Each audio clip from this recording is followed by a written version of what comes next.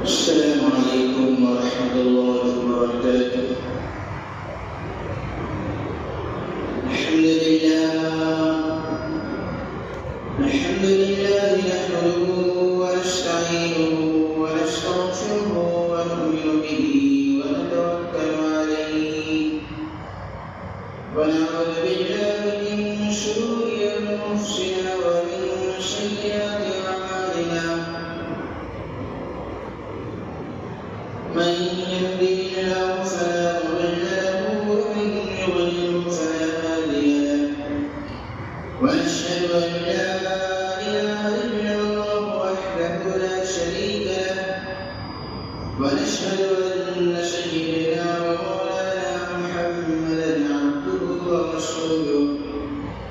أما بعد فقد قال الله تبارك وتعالى في القرآن المجيد والفرقان الحميد. فأعوذ بالله من الشيطان الرجيم. بسم الله الرحمن الرحيم. مالك يوم الدين. وقال النبي صلى الله عليه وسلم: طلب العلم فريضة على كل مسلم، أو كما قال عليه الصلاة والسلام. اللهم صل على محمد في أول كلامنا. اللهم صل على محمد في أوسط كلامنا. اللهم صل على محمد في آخر كلامنا. اللهم صل على محمد كما تحب وترضى له. صدق الله العلي العظيم وصدق رسوله النبي الكريم، ونحن على ذلك لمن الشاهدين والشاكرين، والحمد لله رب العالمين. میں محترم بزرگوں، بھائیوں اور پردہ نشینوں بہنوں، اللہ رب العزت کا بے انتہا فضل کرم احسان ہے کہ اللہ رب العزت نے ہمیں اور آپ کو ایمان کی دولت سے مالا مال فرمایا. اللہ رب العزت نے ہمیں اور آپ کو جو ایمان کی دولت عطا فرمائی ہے، اس دولت کی قدر کرنا اور اس کو بچا کے رکھنا ہماری اور آپ کی ذمہ داری ہے. میں نے حضرات کے سامنے قرآن کریم کی ایک چھوٹی سی آیت تلاوت کی ہے، مالک یوم الدین. اس آیت کو میں نے بطور دلیل کے مدارس اسلامیہ کی اہمیت پر پڑھی ہے. آج ہمارے طرف سے اسلامی مدارس، اسلامی مکاتب کی اہمیت اور قدر و قیمت ختم ہوتی جا رہی ہے. آج ہمارے دلوں میں اسکولوں اور کالجوں کی محبت، اسی طریقے سے اپنے بچوں کو ڈاکٹر انجینئر بنانے کی خواہش یہ بڑھتی ہی جا رہی ہے. ہمارے دلوں میں اپنے بچے کو حافظ قرآن اور عالم دین بنانے کی کوئی طرف اور کوئی جذبہ اور شوق ہمارے دلوں میں باقی نہیں رہا. حالانکہ یہ مدارس، یہ مکاتب، یہ دین کا اثاثہ ہے، یہ دین کا شعار ہے. انہیں اسلامی مدارس کی بدولت آج ہمارے اندر دین ہے. اگر یہ مدارس نہ ہوتے، اگر یہ مکاتب نہ ہوتے تو ہم دین سے دور اور بے بہرا ہو جاتے. لیکن اللہ رب العزت نے قرآن میں وعدہ کیا ہے، اِنَّا نَحْنُ نَزَّلْنَا الذِّكْرَ وَإِنَّا لَهُ لَحَافِظُونَ.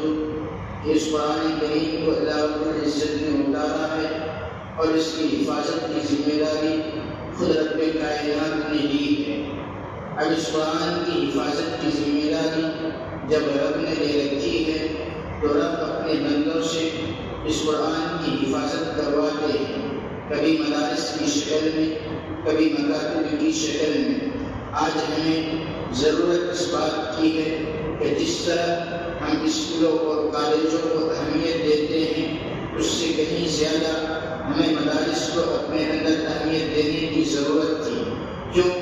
اس وجہ سے کہ اگر ہم بچے کو ڈاکٹر بنائیں گے، اگر ہم بچے کو انجینئر بنائیں گے، اگر ہم بچے کو وکیل بنائیں گے تو ہماری دنیا میں کام آئیں گے، لیکن آخرت میں کوئی ڈاکٹر کام نہیں آئے گا، کوئی انجینئر کام نہیں آئیں گے، کوئی طبیب کام نہیں آئیں گے، کوئی وکیل کام نہیں آئیں گے۔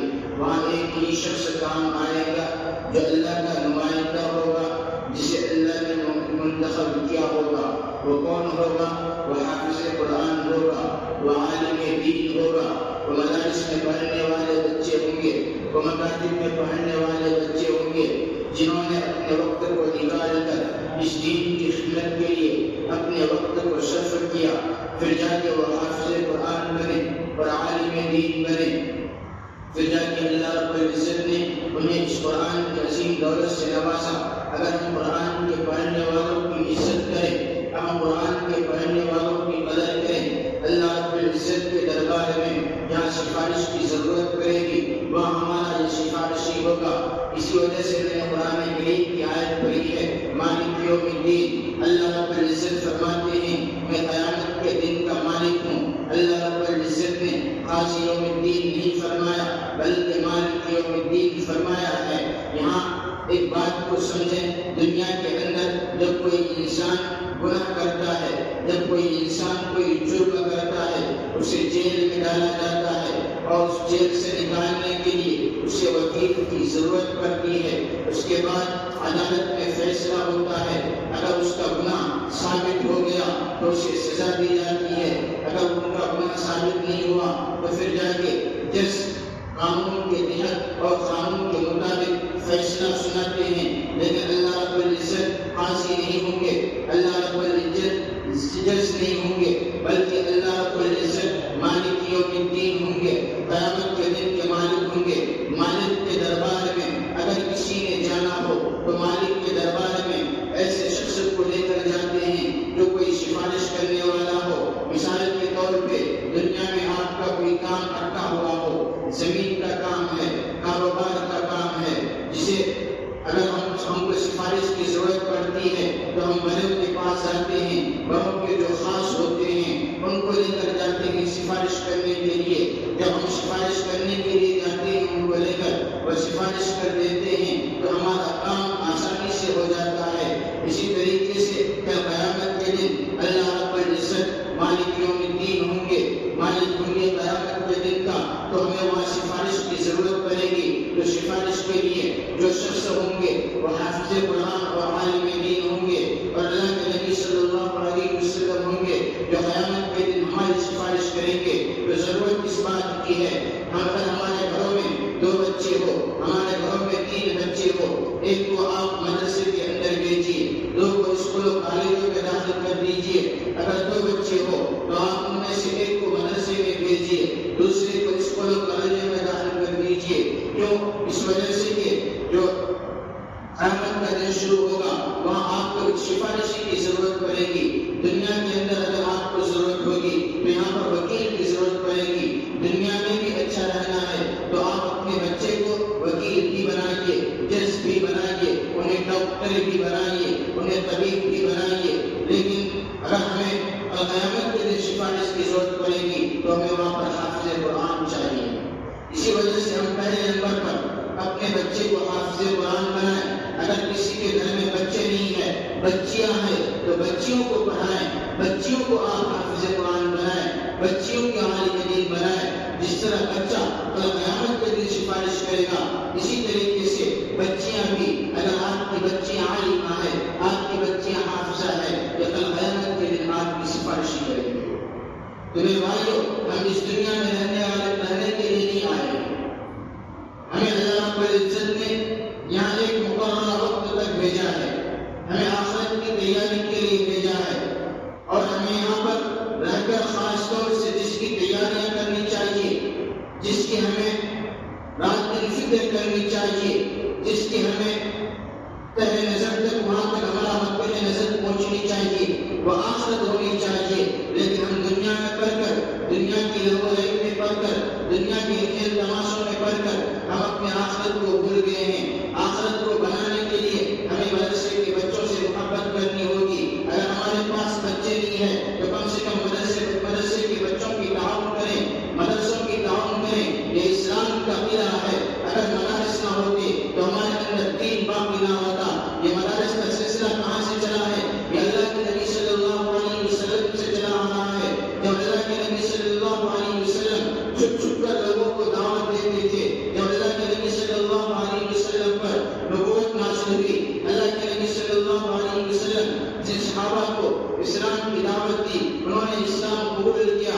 اللہ کے نبی نے انہیں پڑھانے کے لیے ایک جگہ کا منتخب کیا، مکہ کے اندر، جسے دار ارقم کہتے ہیں۔ صحابہ وہاں پر آ کر اللہ کے نبی صلی اللہ علیہ وسلم سے علم دین سیکھا کرتے تھے۔ جب اللہ کے نبی صلی اللہ علیہ وسلم ہجرت کر کے مدینے کے اندر پہنچے، مدینے میں اللہ کے نبی صلی اللہ علیہ وسلم نے مسجد نبوی کی تعمیر کرنے کے بعد مسجد نبوی کے قریب ایک جگہ اونچائی بنائی، جسے صفہ کہتے ہیں، ہمارے زبان میں اسے چبوترا کہتے ہیں۔ وہیں سے اللہ کے نبی صلی اللہ علیہ وسلم نے پڑھانے کی ابتدا کی۔ وہ دنیا کا سب سے پہلا مدرسہ تھا جس پر اللہ کے نبی صلی اللہ علیہ وسلم معلم تھے، جس کے پڑھنے والے صحابہ تھے۔ صحابہ نے اسی مدرسے سے علم حاصل کیے، پھر جا کے وہ صحابہ علم حاصل کرنے کے بعد دنیا میں پھیل گئے، لوگوں کو دین کے علم سکھایا۔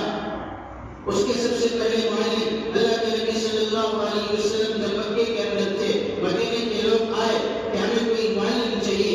اللہ کے نبی صلی اللہ علیہ وسلم نے مصعب بن عمیر کو معلم بنا کر مدینے والوں کے پاس بھیجا۔ مصعب بن عمیر وہاں پر گئے، لوگوں کو دین کی تعلیم سکھایا، لوگوں کو دین کی تبلیغ کی، لوگوں کو دین کی دعوت دیا۔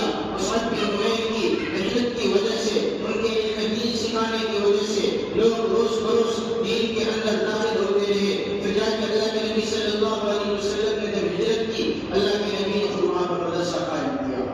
میرے بھائیوں، پوری دنیا کے اندر آپ جگہ جگہ چلے جائیں، کہیں بھی دین کا، ہر جگہ دین کی مدارس ملیں گے، ہر جگہ دین کے مکاتب ملیں گے، لیکن اللہ کا شکر ہے کہ ہر جگہ سے زیادہ ہمارے ہندوستان کے اندر دینی مدارس ملتے ہیں، لیکن ہم ان مدارس والے کو غلط نگاہ سے دیکھتے ہیں، بری نظر سے دیکھتے ہیں، حالانکہ یہ ہمارے اسلام کو بچا رہے ہیں، ہمارے اسلام کو بچانے کی کوشش کر رہے ہیں۔ جب انگریزوں نے ہندوستان پہ حملہ کیا، انہوں نے سارے مدارس کو ختم کر دیا، انہوں نے جگہ جگہ مدارس کو بند کر دیا۔ وجہ کیا ہوا؟ انہوں نے مدارس کو کیوں بند کیا؟ انہوں نے کہا کہ ان کی مدارس زندہ ہے تو ہم ان کو ختم نہیں کر سکتے، اس لیے سب سے پہلے ان کی مدارس پر پابندیاں لگائی جائے، ان کی مدارس کو نیست و نابود کر دیا جائے۔ چنانچہ انہوں نے بہت سارے مدرسے کو بند کر دیا۔ اس کے بعد لوگوں کی سلسلے تعلیم ختم ہو گئی۔ پھر جا کے حضرت مولانا قاسم نانوتوی رحمۃ اللہ علیہ نے دارالعلوم دیوبند کا بنیاد ڈالا۔ پھر جا کے وہاں سے مدارس کا نظام ہوا، لوگوں نے وہاں پر جا کر دین کی تعلیم حاصل کی۔ ایسی پریشانیوں کی حالت میں، مشقتوں کی حالت میں، تکلیفوں کی حالت میں کھانے کو کچھ بھی نہیں تھا، جیسے صحابہ کرام رضی اللہ تعالیٰ عنہ، حضرت بلال رضی اللہ تعالیٰ عنہ، اسی طریقے سے حضرت ابو ہریرہ رضی اللہ تعالیٰ عنہ اللہ کے نبی صلی اللہ علیہ وسلم کے شاگرد تھے۔ جب ابو ہریرہ رضی اللہ تعالیٰ عنہ کو بھوک لگتی، بھوک کی وجہ سے تڑپ کر وہ زمین پر گھسٹتے، لوگ سمجھتے کہ یہ پاگل ہو گیا ہے۔ ابو ہریرہ کہتے کہ مجھے اب بھی وہ وقت یاد ہے جب میں بھوک کی وجہ سے بے ہوش ہو جاتا تھا، لوگ پاگل سمجھتے تھے، میرے اوپر سے پاؤں مار کر جاتے تھے، لیکن اللہ کے نبی صلی اللہ علیہ وسلم کی دین کو حاصل کرنے کے لیے، اللہ کے نبی صلی اللہ علیہ وسلم کی درس کو پڑھنے کے لیے، اللہ کے نبی صلی اللہ علیہ وسلم کی زبان نبوت سے حدیث کو سننے کے لیے میں بھوک اور پیاس کی حالت میں مجنون کی طرح دکھائی دیتا تھا، حالانکہ میں مجنون نہیں ہوا کرتا تھا۔ میرے بھائیوں، صحابہ نے اتنی مشقتوں کے بعد، ہمارے گھروں میں بڑی تکلیفوں کے بعد یہ دین ہم تک پہنچایا ہے، یہ مدارس ہمیں قائم کر کے دیا ہے۔ ہماری ذمہ داری ہے ان مدارس کا تعاون کریں۔ اگر کبھی مدرسے والے آپ کے پاس چلنے کے لیے آ جائے، آپ انہیں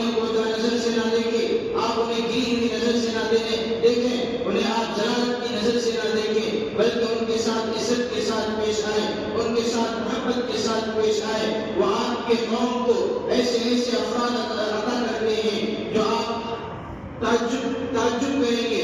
مثال کے طور پہ آپ کو امام کی ضرورت ہے تو آپ کو امام کہاں سے ملیں گے؟ مدارس سے ملیں گے.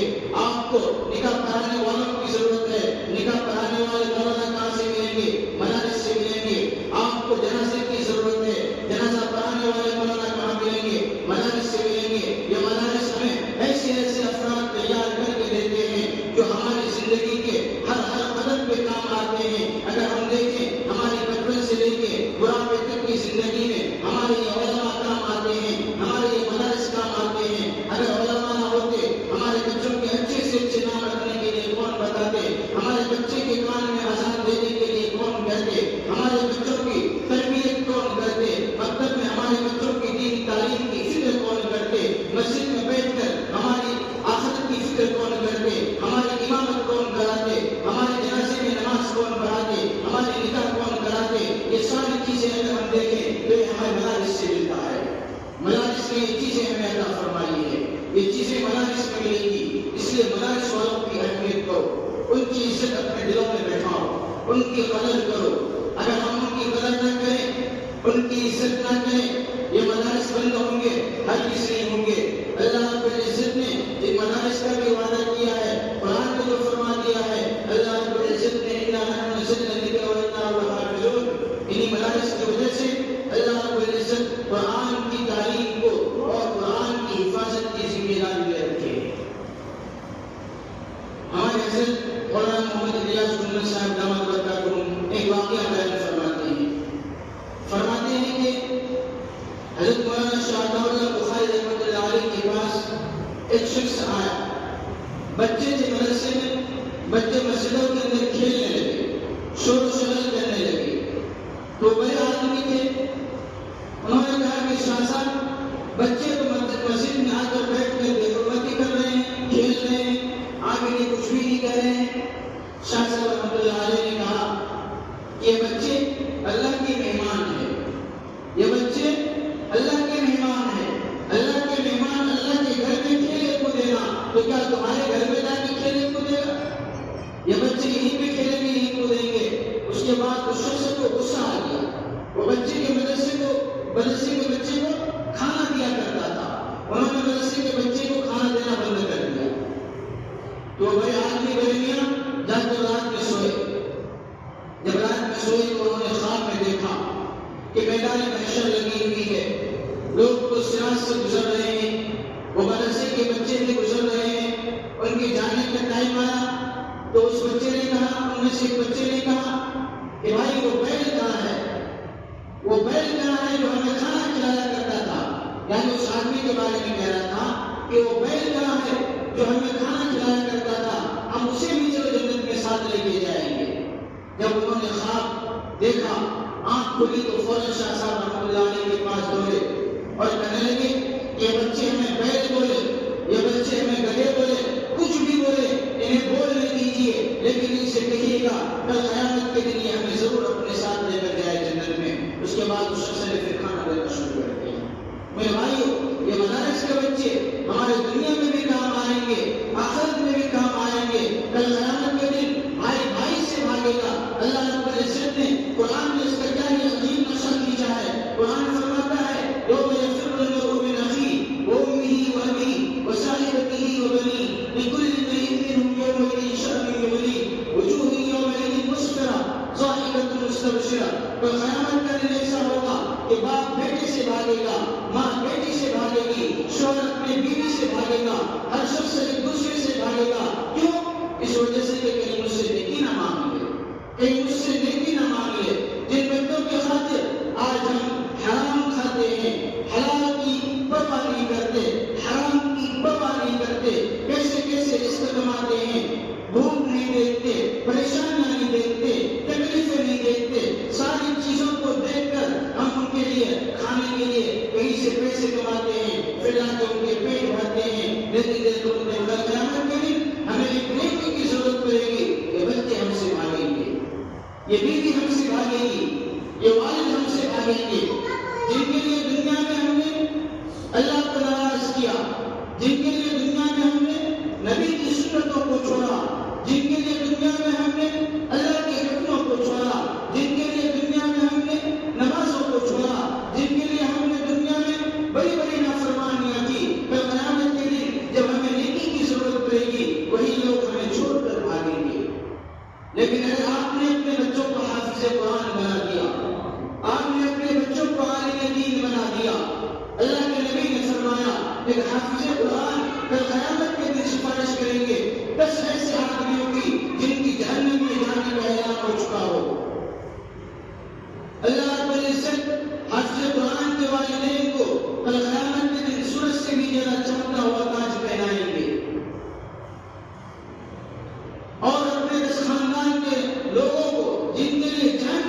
ہو چکی ہے، حافظ قرآن ان کے لیے سفارش کریں گے، اللہ رب العزت ان کی سفارش قبول فرمائیں گے اور ان کی سفارش قبول فرما کر ان 10 آدمیوں کو جنت میں داخل کرائیں گے۔ میرے بھائیوں، یہ معمولی بات نہیں ہے، بڑی بات ہے، اس لیے ہمیں آخرت کی اگر فکر ہے، اگر ہم چاہتے ہیں جنت میں جانا تو ہمیں اگر بچے ہیں تو اپنے بچوں کو سب سے پہلے فرصت میں مدرسے میں بھیجیں، انہیں حافظ قرآن بنائیں، عالم دین بنائیں۔ اگر بچے نہیں ہیں، بچیاں ہیں تو بچوں کو بھی آپ حافظ قرآن بنائیں، عالم دین بنائیں۔ اگر بچے ہی نہیں ہیں تو کم سے کم مدرسے میں جو پڑھنے والے بچے ہیں ان کی عزت کریں، ان کے اوپر خرچ کریں، مدرسے میں زکات کے مال دیں، مدرسے میں صدقے کے مال دیں، مدرسے میں خیرات کے مال دیں، مدرسے میں آپ پیسے دیں، اپنا ذاتی پیسے دیں۔ اگر وہ بچے پڑھ کر فارغ ہو گئے کل قیامت کے دن آپ کے لیے سفارش کا سبب بن جائے گا۔ میرے بھائیوں، یہ دینی مدارس، یہ دینی مکاتب ہماری ضرورت ہے، ہماری مقصد زندگی ہے۔ اگر یہ نہ ہوتے تو ہم نہ ہوتے۔ آج ہم تبلیغ والے ہیں، یہ کس کی بدولت؟ یہ مدرسے کی بدولت۔ اگر حضرت مولانا الیاس رحمۃ اللہ علیہ مدرسے میں نہ پڑھا ہوتا، انہیں دین کا علم نہ آیا ہوتا، انہوں نے دین سکھانا ہوتا، ان کی دلوں میں امت کی درد کیسے پیدا ہوتی، ان کی دلوں میں امت کی فکر کیسے پیدا ہوتی، امت کی قرآن ان کے دلوں میں کیسے پیدا ہوتی۔ آج ہمارے اندر اگر ذرا سا بھی دین باقی ہے وہ انہی مدارس کی وجہ سے باقی ہے، انہی مکاتب کی وجہ سے باقی ہے۔ اس لیے میرے بھائیوں، آپ سے مؤدبانہ التماس ہے، خصوصی درخواست ہے، اپنے بچوں کو مکتب میں بھیجیں۔ مسجدوں کے اندر حضرت بیٹھے رہتے ہیں، وہاں بچوں کو دینی تعلیم سکھائیں۔ اگر بچے نہیں ہیں تو مدرسے میں پڑھنے والے بچوں کی تعاون کریں، ان کی مدد کریں۔ کبھی مدرسے کو جائیں، کبھی دیکھیں ان کی حالات کو، کبھی ان کے حالات کا جائزہ لیں۔ سوکھی روٹی کھاتے ہیں، دال کھاتے ہیں، دال اور کھانا کھا کر وہ زندگی گزارتے ہیں۔ اس لیے کیا ان کے والد کے پاس کھلانے کو کچھ نہیں ہے؟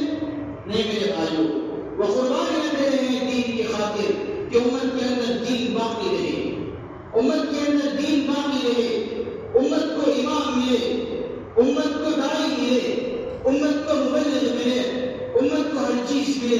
یہ کب ملے گا؟ جب ہم ان کی مدد بھی کریں گے، لیکن ہم ان کی مدد نہیں کرتے ہیں۔ یہ بڑی بے دینی اور جہالت کی بات ہے۔ ہمیں ہر مسئلے میں، ہر راستے میں جب بھی ضرورت پڑتی ہے، کوئی مسئلہ پیش آیا، ہم کہاں جاتے ہیں؟ علماء کے پاس، عالم دین کے پاس، امام مسجد کے پاس۔ جب ہر وقت ہمیں ان کی ضرورت ہوتی ہے تو ہم ان کی مدد کیوں نہیں کرتے؟ اس لیے ہمیں ان کی مدد کرنی چاہیے۔ آج ہم یہ کہتے ہیں کہ ہمارے بچے، جب میں تروپتی کے اندر تھا، وہاں پر ایک آدمی آیا اور کہنے لگا کہ اگر ہم اپنے بچے کو عالم بنائیں، حافظ بنائیں، یہ کھائے گا کہاں؟ کیسے کھائے گا؟ تو چند دن کے بعد وہی آدمی آ کر کہتا ہے کہ یہ علماء لوگ، امام لوگ بڑے کھاتے ہیں۔ تو میں نے کہا کہ آپ چند دن پہلے بول رہے تھے کہ اگر ہم نے اپنے بچے کو حافظ بنایا، عالم بنایا تو کھائے گا کہاں سے؟ اور آج آپ کہتے ہیں کہ یہ علماء لوگ بڑے کھاتے ہیں۔ ایک بات بھی قائم ہے، چاہے تو یہ کہیں کہ یہ کھائیں گے پیئیں گے کہاں سے، یہ کہیں کہ یہ کھائیں گے، یہ کھاتے پیتے بولتے ہیں۔ میرے بھائیوں، اگر آپ اپنے بچے کو حافظ قرآن اور عالم دین بنائیں گے، اللہ انہیں کھلائیں گے، اتنا کھلائیں گے کہ وہ پیسے والے بھی نہیں کھاتے ہیں، پیسے والے بھی اتنا نہیں کھاتے ہیں۔ حضرت امام اعظم ابو حنیفہ رحمۃ اللہ علیہ ایک بات میں سنا کر میں دماغ ختم کرتا ہوں۔ حضرت امام اعظم ابو حنیفہ رحمۃ اللہ علیہ کے دور میں ایک بچہ تھا جن کا والد بچپن میں ہی انتقال ہو گیا۔ ان کی ماں انہیں کام کرنے کے لیے چائے کی دکان میں بھیجا کرتا تھا۔ وہ بچہ چائے کی دکان میں جاتا اور ایک آنا پیسے لے کر آتا، اپنی والدہ کو دیتی، ان کی والدہ اس ایک آنے سے پورے دن کا خرچہ اٹھاتا۔ اس راستے سے امام اعظم ابو حنیفہ رحمۃ اللہ علیہ کا گزر ہوا۔ امام اعظم ابو حنیفہ رحمۃ اللہ علیہ نے اس بچے کو دیکھا تو اس بچے کو کہا کہ بچے تم میرے پاس آ جایا کرو پڑھنے کے لیے، جو پیسے یہ چائے والے دیتے ہیں میں تمہیں دوں گا۔ چنانچہ وہ بچے امام اعظم ابو حنیفہ رحمۃ اللہ علیہ کے پاس جانے لگے پڑھنے کے لیے۔ ایک دن ان کی والدہ کو پتہ چل گیا کہ میں بچے کو کام کرنے بھیجتا ہوں، یہ جا کے پڑھتا ہے. تو ان کی والدہ امام ابو حنیفہ رحمۃ اللہ علیہ کے پاس پہنچ گئے. کہنے لگے کہ تم میرے بچے کو بگاڑنے میں لگے ہوئے ہو، تم میرے بچے کو خراب کرنے میں لگے ہوئے ہو. ان کے والد نہیں ہیں، میں انہیں کام میں لگانا چاہتا ہوں تاکہ آگے چل کر اچھے کمائیں، اچھے کھائیں. حضرت امام ابو حنیفہ رحمۃ اللہ علیہ نے فرمایا کہ والدہ آپ فکر نہ کریں، یہ بچے میرے پاس جو دین کا علم سیکھنے آ رہا ہے، اگر یہ بچہ یہ دین کا علم سیکھ لیا، ایک وقت ایسا آئے گا بچے وہ کھائیں گے جو وقت کے بادشاہ بھی نہیں کھایا کرتے ہیں. چنانچہ وہ وقت بھی آیا کہ حضرت امام ابو یوسف، وہ بچہ کون تھا؟ وہ بچہ امام ابو یوسف رحمۃ اللہ علیہ تھے. امام ابو یوسف رحمۃ اللہ علیہ جب ان کے وقت کے بادشاہ تھے، ان کے بادشاہ نے انہیں قاضی بنایا، فیصلہ کیا، قضات پہ بیٹھا دیا کہ ہر فیصلہ حضرت امام ابو یوسف رحمۃ اللہ علیہ کیا کرتے تھے. ان کے لیے کھانے کے لیے ایسے مکھن تیار کیے جاتے تھے، بادشاہ ان کے پاس لے کر آیا کرتے تھے روزانہ. بادشاہ امام ابو یوسف رحمۃ اللہ علیہ سے کہنے لگے یہ جو کھانا آپ کو دیا جا رہا ہے مجھے مہینوں میں 1-2 مرتبہ نصیب ہوتا ہے، لیکن یہ آپ کے لیے روزانہ تیار کیا جاتا ہے. امام ابو یوسف رحمۃ اللہ علیہ رونے لگے اور کہنے لگے کہ مجھے اب بھی وہ وقت یاد ہے جب میرے بارے میں امام اعظم ابو حنیفہ رحمۃ اللہ علیہ میرے استاد نے میری والدہ سے کہا تھا یہ بچہ وقت کا ایسا مفکر اور مبلغ بنے گا کہ جب انہیں وہ کھانا دیا جائے گا جو بادشاہ کو ان کے نصیب نہیں ہوگا، تو وہ وقت مجھے اب بھی یاد ہے. میرے بھائیوں، اپنے بچے کو حافظ قرآن بناؤ، عالم دین بناؤ. اگر بچے کو حافظ قرآن اور عالم دین بنا دیے، آپ کا سفارش کرے گا کہاں؟ جہاں کوئی کام نہیں آئے گا. کل قیامت کے دن ہر شخص ایک دوسرے سے بھاگیں گے. اس لیے اپنے بچے کو مدرسے میں داخل کرو، اپنے بچے کو وکیل بھی بناؤ، انجینئر بھی بناؤ، ڈاکٹر بھی بناؤ، لیکن سب سے پہلے انہیں حافظ بناؤ. جب آپ کے بچے حافظ بن جائیں گے تو آپ کو قیامت کے دن جہاں کوئی کام نہیں آئے گا وہاں آپ کے بچے کام آئیں گے.